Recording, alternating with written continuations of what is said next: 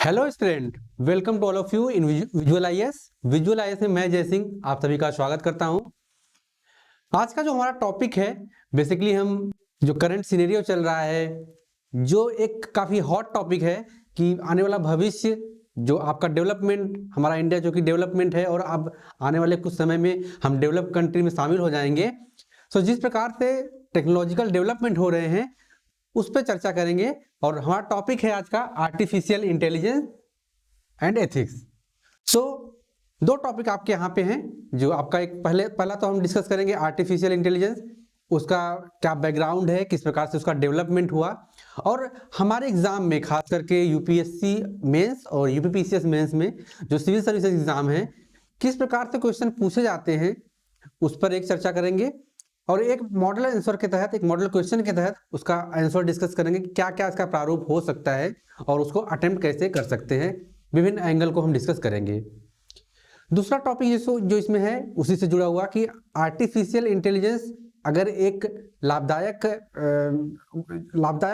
Development है, इससे benefit हो रहा है, तो इसका एक नुकसान क्या है, उसका बैकड्रॉप क्या है, उस पर चर्चा करेंगे और साथ ही इसे एथिकल कंसर्न क्या उभर सकते हैं और एथिकल कंसर्न क्या होते हैं खास करके इस डेवलपमेंट को लेकर, उस पर भी चर्चा करेंगे। तो एक बार फिर मैं आप सभी का स्वागत करता हूं विजुअल आईएएस के यूट्यूब प्लेटफॉर्म पर। आइए अपनी क्लास को स्टार्ट करते हैं। बीते कुछ दशक की बात करें तो जब से गूगल और अदर जो सर्च इंजन्स डेवलप हुए, उनकी जो भूमिका है मानवीय इतिहास में वह काफी महत्वपूर्ण रूप से स्टैब्लिश हुई। आप देखेंगे कि आज के दौर में खास करके जब हम 21वीं सदी में रह रहे हैं तो 21वीं सदी का जो टाइम है, जो दौर है, वह आपके टेक्नोलॉजिकल डेवलपमेंट का है। छोटे से मोबाइल से शुरुआत हुआ सफ़र आज आपके स्मार्टफोन तक जा पहुंचा है और स्मार्टफोन में भी विभिन्न कैटेगरीज हैं जिसमें आपके एंड्रॉयड फ़ोन्स, आपके जो एप्पल के आईफोन्स आते हैं उसी कैटेगरी है। तो फीचर्स और फंक्शन सबके एक एडवांस फेज में पहुंच चुके हैं और एक रिसेंटली डाटा जो बताता है कि आने वाला जो समय होगा और स्मार्ट होगा। तो आपके जो ये गैजेट्स हैं जिसमें अब चूंकि आर्टिफिशियल इंटेलिजेंस भी एक दौर चल रहा है तो ये भी इनबिल्ट रूप से उसमें समाहित होते हैं और एक बेस्ट फीचर्स आपके जो छोटे से कंप्यूटर, आपका जो स्मार्टफोन होता है, उसमें वो प्रेजेंट किए जाते हैं, उसका इस्तेमाल लोग कर रहे हैं। चूंकि एक ऐसा भी कहावत है, ऐसा भी कहा जाता है कि किसी भी चीज की जो अति होती है वह बुरी होती है। तो एक सोशल पर्सपेक्टिव से देखें तो मानव जो है वह अपना अधिक से अधिक टाइम स्क्रीन पर दे रहा है, खास करके अपने मोबाइल पर। तो वह लैपटॉप और जो आपके मोबाइल से उससे उसकी कनेक्टिविटी ज़्यादा हो गई है।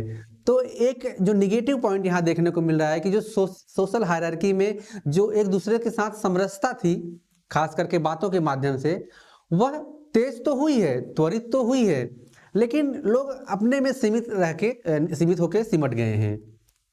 और जब तकनीकी एडवांसमेंट इस रूप में पहुंच जाता है कि चीज़ें आर्टिफिशियल रूप से वह इंटेलिजेंसी दिखा रही हैं, जिसे आर्टिफिशियल इंटेलिजेंस कहते हैं, तो इसका एडवांस रूप इस रूप में देखने को मिलता है कि आपके कमांड से सारा चीज़ डिसाइड होता है। जैसे आज के टाइम में ऐसे कई सारे आर्टिफिशियल इंटेलिजेंस टूल हैं जिन पे आप अगर जिस इमेज को जनरेट करना चाहो जिसका कोई अस्तित्व नहीं है तो बेसिक से कुछ कमांड देके आप उसको जनरेट कर सकते हो। और चूंकि चलन जो है इस प्रक्रिया का इस रूप में है कि लोग उसको इनकलकेट कर रहे हैं, लोग उसको एक्सप्लोर कर रहे हैं, तो इसकी भूमिका और भी बढ़ जाती है। तो तकनीक जहां एक रूप में आपके लिए लाभदायक होती है तो उसी रूप में आपके लिए नुकसानदायक भी होती है, क्योंकि अति किसी भी चीज़ की अच्छी नहीं होती। तो हम चर्चा करेंगे आज के हमारे टॉपिक में कि किस प्रकार से यूपीएससी का एक टॉपिक है, एक आपका पेपर ही है जीएस पेपर 3, जिसमें आपको साइंस टेक के बारे में क्वेश्चन पूछे जाते हैं। साइंस टेक एंड अपग्रेडेशन जो क्वेश्चन होते हैं उससे संदर्भित क्वेश्चन पूछे जाते हैं। तो उसमें जो बेसिक क्वेश्चन पूछने का नेचर है वह एप्लीकेबल है, अप्लाइड फॉर्म में आपके क्वेश्चन पूछे जाते हैं, ना कि फैक्चुअल फॉर्म में। लेकिन आपको आंसर लिखने के लिए आपका फैक्चुअल भी स्ट्रांग होना चाहिए और अप्लाइड फॉर्म का जो डायमेंशन है वो आपको क्लियर होना चाहिए। तो आज हम इसी पे चर्चा करेंगे और अपनी चर्चा को कंटिन्यू करते हैं, जिसमें इसके साथ ही आर्टिफिशियल इंटेलिजेंस किस रूप में डेवलप हो रहा है, इसका फ्यूचर क्या है और किस प्रकार से ये किन किन चीज़ों को रिप्लेस कर सकता है और क्या नई अपॉर्चुनिटी क्रिएट हो सकती है, इन सारे एंगल पे हम डिस्कशन करेंगे। इसके अलावा हम चर्चा करेंगे आपसे कि इसके एथिकल इशू क्या हो सकते हैं, क्योंकि टेस्ला के जो फाउंडर हैं, स्पेस एक्स के जो फाउंडर हैं एलन मस्क ने उन्होंने एक चेतावनी दी है और चूंकि उनका भी एक स्टेक था, उनका भी एक इन्वेस्टमेंट स्टेक था आर्टिफिशियल इंटेलिजेंस को डेवलप करने में, लेकिन उन्होंने उससे अपने हाथ पीछे खींच लिए क्योंकि वह इसका भविष्य बहुत अच्छा नहीं देखते हैं इस रूप में कि यह मानवीय अस्तित्व के लिए अच्छा होगा, लाभदायक होगा बहुत ज्यादा। तो देखते हैं क्या क्या इसमें पॉइंट निकल कर आ सकते हैं और क्या चीज़ें बेहतरीन हो सकती हैं, क्या चीज़ें हमें संभाल कर यूज़ करनी चाहिए, ये सारे एंगल पर देखेंगे। तो एक मॉडल क्वेश्चन भी है इसमें, और जैसा कि यूपीएससी का नेचर रहा है और ख़ास करके अब तो सिविल सर्विसेज के जो स्टेट एग्ज़ाम्स होते हैं उसमें भी साइंस टेक को काफ़ी इंपॉर्टेंस के साथ उसके अप्लाइड फॉर्म को पूछा जाता है, अप्लाइड क्वेश्चन को पूछा जाता है। तो एक जनरल डिस्कशन हम उस पर करेंगे। इसी रूप में अगर हम देखें तो एक पॉइंट ये भी उभर कर आता है कि किस किस फील्ड में आर्टिफिशियल इंटेलिजेंस जो होता है वह इंपॉर्टेंट हो सकता है। क्योंकि इंटरनेट जो आज का समय है उसका कोई फिक्स दायरा नहीं है, वह विस्तृत है और इतना ज़्यादा विस्तृत है कि कोई भी चीज़ आप कमांड के जरिए सर्च कर सकते हो। सो आपका मेडिकल संबंधित जो डेवलपमेंट है उस पे भी क्वांटम और ये आर्टिफिशियल इंटेलिजेंस किस रूप से इसमें सहायक हो सकते हैं उस पर चर्चा करेंगे। आपका जो कम्युनिकेशन फॉर्म है वह किस प्रकार से और ज़्यादा इम्प्रूव हो सकता है, उसके क्या क्या डाइवर्सिटी हो सकती है उस पर हम चर्चा करेंगे। विभिन्न प्रकार के जो लॉ या फिर लीगल एडवाइज़र होते हैं जॉब से संबंधित, उसके संदर्भ में आर्टिफिशियल इंटेलिजेंस किस प्रकार से भूमिका निभा सकता है उसके बारे में हम देखेंगे। इसके अलावा अन्य जो क्षेत्र बचे रह जाते हैं सब पे हम चर्चा करेंगे। तो आइए अपने मॉडल क्वेश्चन के साथ शुरुआत करते हैं कि क्वेश्चन क्या है।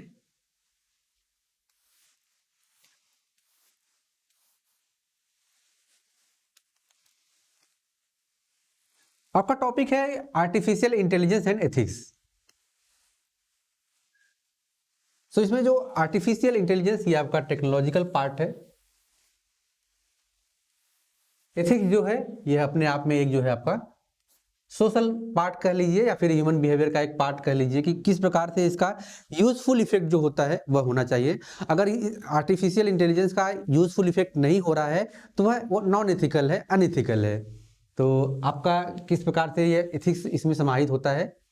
तो हमारा मॉडल क्वेश्चन है कि discuss the ethical implication of AI including issue related to bias in algorithm, privacy concern and the impact of AI on employment.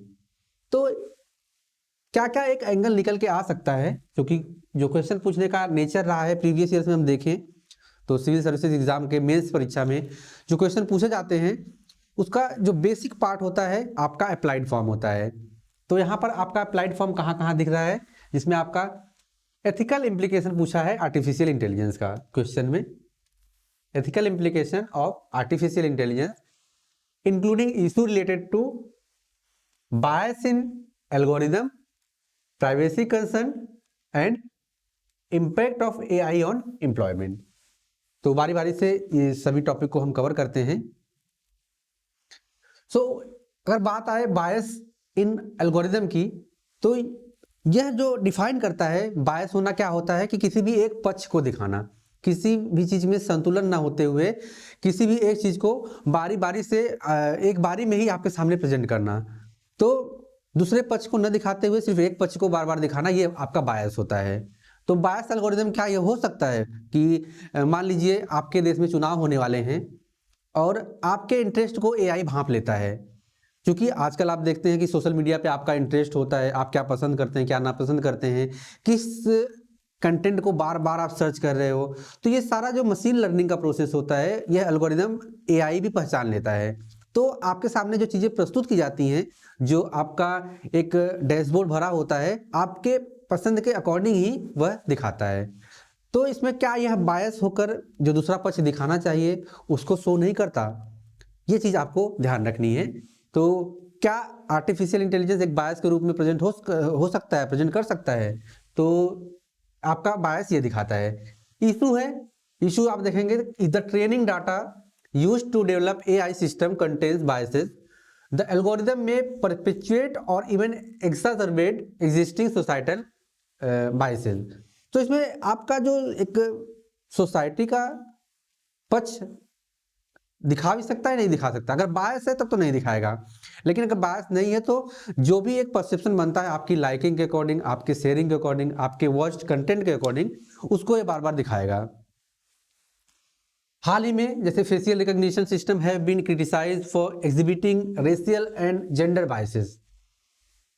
World level पे देखें तो कई जगह पर जो एक रेशियल डिस्क्रिमिनेशन दिखाई देता है, उसमें भी इस आर्टिफिशियल इंटेलिजेंस ने किसी न किसी रूप में अपनी प्रस्तुति दी है। तो जेंडर बायसेस और रेशियल जो एक सिनेरियो है उसको प्रेजेंट करता है। साथ ही है leading to inaccurate and unfair result for certain demographic groups, और जो एक अनफेयर रिजल्ट होता है सर्टेन डेमोग्राफिक ग्रुप को, उसको भी प्रेजेंट करने का काम इसने किया है।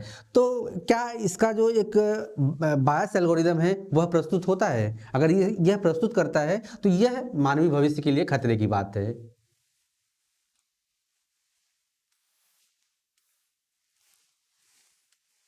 नेक्स्ट आपका है प्राइवेसी कंसर्न।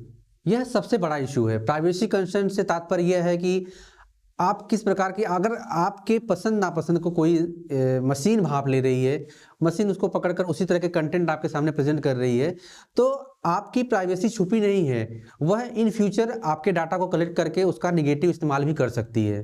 तो आपका जो प्राइवेसी कंसर्न है इस रूप में भी उभर कर सामने आता है। प्राइवेसी से तात्पर्य आपकी वो चीज़ें, पर्सनल चीज़ें जिसे सिर्फ आप जानते हो, लेकिन चूंकि आप उसको प्रेजेंट करना चाहते हो तो पब्लिक कर दिए हो। तो ये कहीं ना कहीं फ्यूचर को लेकर खतरा है। सो प्राइवेसी कंसर्न का जो डेफिनेशन है, AI often involves the processing of vast amount of personal data leading to concern about individual privacy. तो यह इंडिविजुअल प्राइवेसी जो है उसको प्रेजेंट करता है, पब्लिक करता है, और उसी के अकॉर्डिंग जो एल्गोरिदम प्रस्तुत करता है आपके कंटेंट को, वह शो करता है। फिर इशू क्या है? इशू ये है कि invasive surveillance, data breaches and the potential misuse of personal information pose significant ethical challenges. तो आपके जो इन्वेजिव अनधिकृत तहत से सर्विलांस करना, डाटा ब्रीच होना, और जो potential misuse of personal information है, वह इससे संबंधित कंसर्न होते हैं। अभी हाल ही में देखें तो जो स्मार्ट डिवाइसेस हैं like home assistants and wearables collect data on user behaviour. User के बिहेवियर को वो कलेक्ट करते हैं, उस डाटा को कलेक्ट करते हैं, जो कि एक क्वेश्चन रेज करता है कि जो एक सिक्योरिटी है, ethical use of such information, कि क्या इसका अच्छा इस्तेमाल किया जा सकता है। जब एलन मस्क ये कहते हैं कि आर्टिफिशियल इंटेलिजेंस बहुत ही खतरनाक रूप से प्रस्तुत होगा, तो कहीं ना कहीं उनका विजन उसके निगेटिव पॉइंट को लेकर है। पॉजिटिव पॉइंट इस रूप में है कि सहूलियतें हो जाएंगी, मानवीय जो काम है वह सहजता से होने लगेंगे।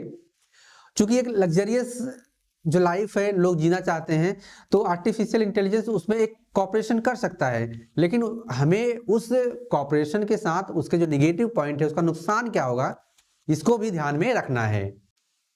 तो अगर यह आपके बिहेवियर को एब्जॉर्ब कर रहा है, बिहेवियर को यह कलेक्ट कर रहा है, तो यह कहीं ना कहीं फ्यूचर में अगर निगेटिव रूप से प्रेजेंट हुआ तो आपके लिए खतरे का संकेत हो सकता है।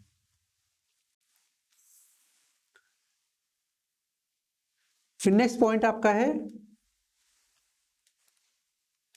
Impact on employment.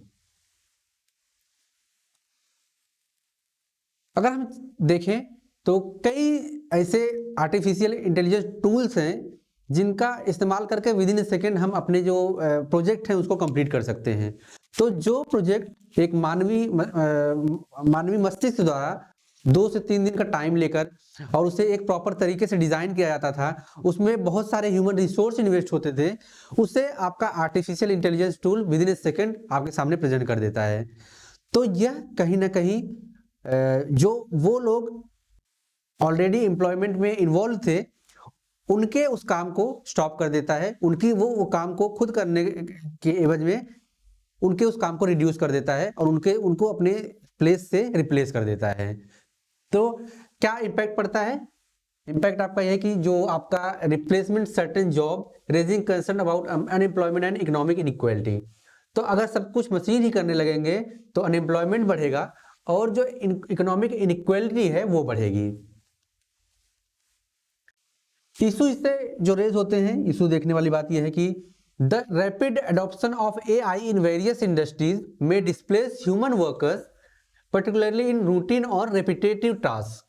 जो आपके रेपिटेटिव एंड रूटीन टास्क हैं उसको यह रिप्लेस कर सकता है, ऐसा अनुमान लगाया गया है। तो जिस तरीके से अगर हम देखें तो कंटेंट तैयार करने के लिए बहुत सारे आर्टिफिशियल इंटेलिजेंस टूल हैं, जिस पे आप सर्टेन टॉपिक डालिए, आपको विद इन ए सेकेंड सारी चीज़ें सामने मिल जाएंगी।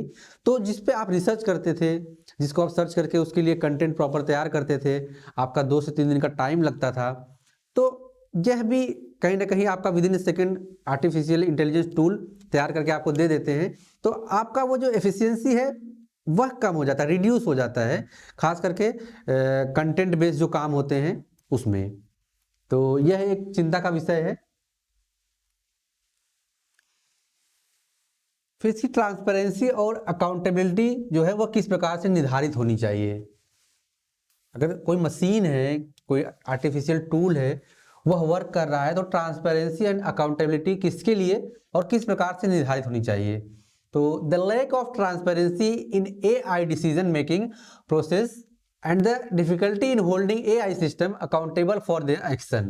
उसके उस एक्शन के लिए किसी न किसी को तो जिम्मेदार ठहराना होगा, किसी न किसी लोग को तो अकाउंटेबल बनाना पड़ेगा।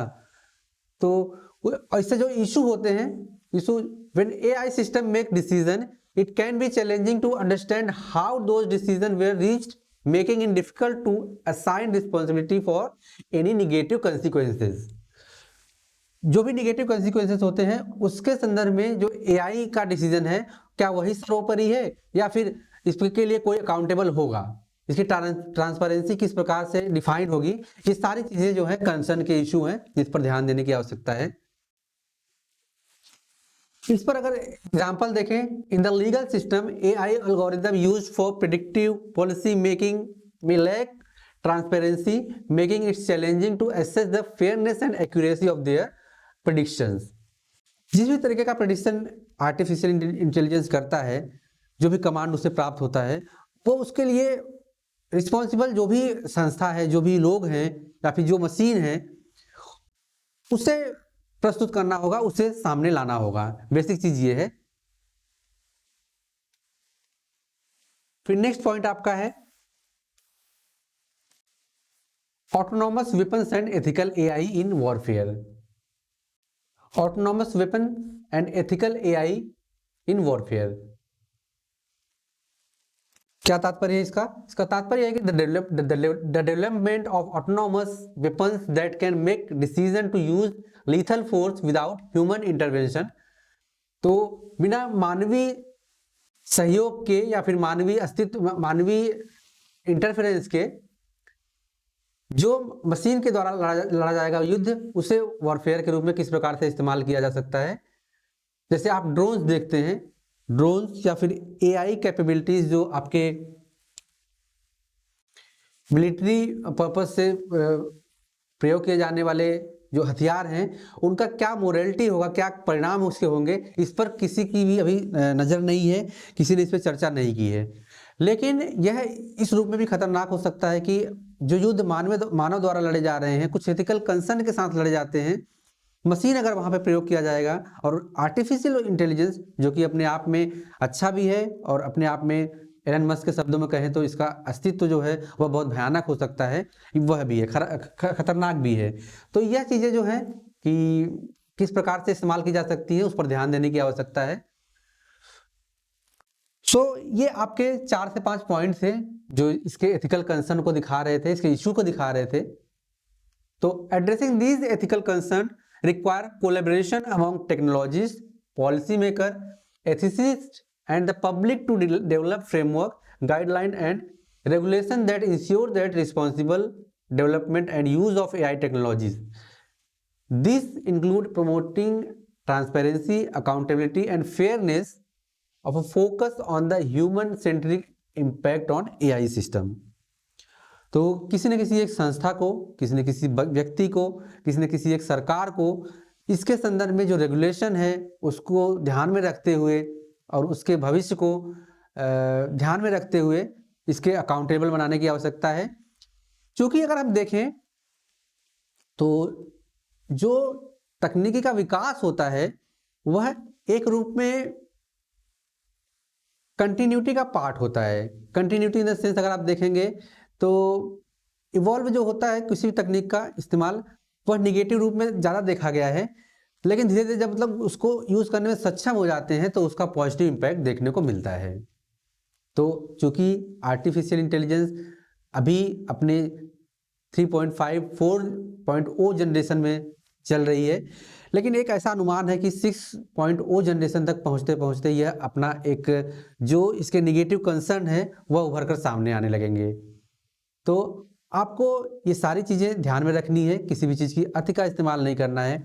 आपका प्राइवेसी कंसर्न होता है, आप किसी भी डाटा को अपने पब्लिक करते हैं तो यह कहीं ना कहीं उस आर्टिफिशियल इंटेलिजेंस के माध्यम से जो एल्गोरिदम रीड किया जाता है वह आपके जो सोचने के ढंग है, आपके बिहेवियर है, आपका जो एक applied form of human body है, सारी चीज़ें वह ऑब्जर्व करता है कि आपका नेचर किस प्रकार से है।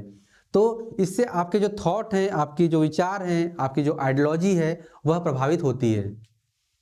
तो ये सारी चीज़ें हैं और बाकी इसका जो एक अलग कंसर्न हम देखेंगे तो इस रूप में भी देख सकते हैं कि इसकी अपॉर्चुनिटी क्या क्या है। अपॉर्चुनिटी ये है कि आपका जो स्पीड ऑफ कंटेंट है वह तीव्र गति से होगा, तो आपको विभिन्न सोर्स पे जो रिलायबिलिटी आपकी है वह डिपेंडेबिलिटी कम होगी। रिलायबल तो है, जैसे यह दावा करता है कि 95% से अधिक चीज़ें रिलायबल हैं, फैक्ट बेस हैं, लेकिन जो कमियां एक मशीन में देखी जाती हैं कि 5% का जो मार्जिन है उसके रॉन्ग होने का, उसकी भी संभावना इसमें बनी रहती है। तो ये सारी चीज़ें जो हमने आर्टिफिशियल इंटेलिजेंस के रूप में देखी, बाकी इसका कंसर्न जो भी है वह हम अपने अपग्रेडेड क्लास में देखेंगे। और इस रूप में अगर देखा जाए तो आपके ये क्वेश्चन हमने अटेम्प्ट किया। बाकी दूसरा जो है अगर ये वीडियो आपको अच्छा लगा हो तो आप इस चैनल को सब्सक्राइब कीजिए, लाइक कीजिए और अपने दोस्तों के साथ शेयर कीजिए। और डिस्क्रिप्शन में आपको संबंधित जो टेलीग्राम के लिंक है, सोशल मीडिया वेबसाइट्स के लिंक हमारे हैं वो आपको मिलेंगे, तो टेलीग्राम चैनल हमारे ज्वाइन कीजिए और चैनल को सब्सक्राइब कीजिए। Okay, thank you so much.